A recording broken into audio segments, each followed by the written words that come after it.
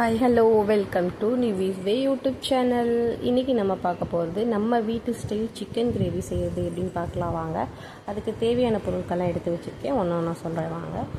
First அடுப்பை பற்ற வச்சுட்டு அந்த தேவையான சிக்கன் கிரேவிக்கு தேவையான அளவு ஆயில் ஊற்றி அது நல்லா ஹீட் ஆனதுக்கப்புறம் பட்டை, லவங்கம், கிராம்பு, ஏலக்காய், பிரிஞ்சி இலை இது மூணும் நல்லா பொரிஞ்சதுக்கப்புறம் அதில் கொஞ்சம் சோம்பு போட்டு அதையும் நல்லா பொரிய விடுங்க. அது நல்லா பொரிஞ்சதுக்கப்புறம் கருவேப்பிலை, 10 சின்ன வெங்காயம் அதையும் போட்டு நல்லா வதக்கிக்கோங்க. இது எல்லாம் நல்லா வதங்குறதுக்கு தேவையான அளவு உப்பு, அந்த உப்பையும் போட்டு நல்லா வதக்கிக்கோங்க.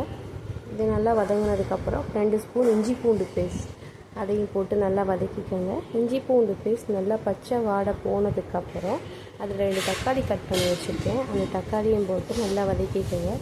எல்லாம் நல்லா பச்சை வாடை போகிற வரைக்கும் நல்லா வதக்கிக்கோங்க. நல்லா பச்சை வாடை போகிற வரைக்கும் வதக்கிட்டு 1 ஸ்பூன் மிளகாய்த்தூள், நல்ல கலருக்கு 1 ஸ்பூன் மிளகாய்த்தூள் போட்டுட்டு 2 ஸ்பூன் மல்லித்தூள் போட்டுக்கோங்க. மல்லித்தூள் போட்டுட்டு அதில் தேவையான அளவு கொஞ்சமாக ஒரு அரை ஸ்பூன் மஞ்சத்தூள் போதும். அந்த அரை ஸ்பூன் மஞ்சத்தூளையும் போட்டு இது எல்லாம் நல்லா மிக்ஸ் ஆகிற வரைக்கும் நல்லா வதக்கிடுங்க. அதுக்கப்புறம் தேவையான அளவு சிக்கன் எடுத்து வச்சுருக்கேன், அதையும் போட்டு அதையும் நல்லா வதக்கிக்கோங்க. இந்த மசாலா அந்த சிக்கனோட ஒன்றோட ஒன்று ஒட்டுற அளவுக்கு ஒரு 5 மினிட்ஸ் நல்லா வதக்கிக்கோங்க. நல்லா வதங்கினதுக்கப்புறம் நல்லா வதக்கிக்கோங்க.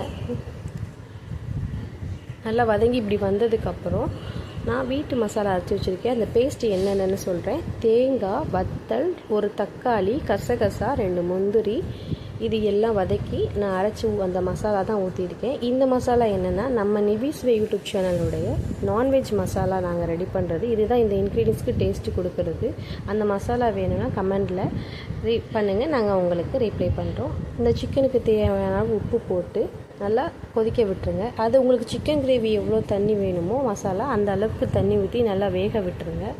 அந்த சிக்கன் கிரேவி உங்களுக்கு வற்றினதுக்கப்புறம் இந்த மாதிரி உங்களுக்கு சிக்கன் கிரேவி ரெடி ஆகிடுங்க. ஃபைனலாக சிக்கன் கிரேவி முடிஞ்சது. உங்களுக்கு அந்த வாசனைக்கு கொத்தமல்லி இலை தூவி விட்டு இறக்குனீங்க.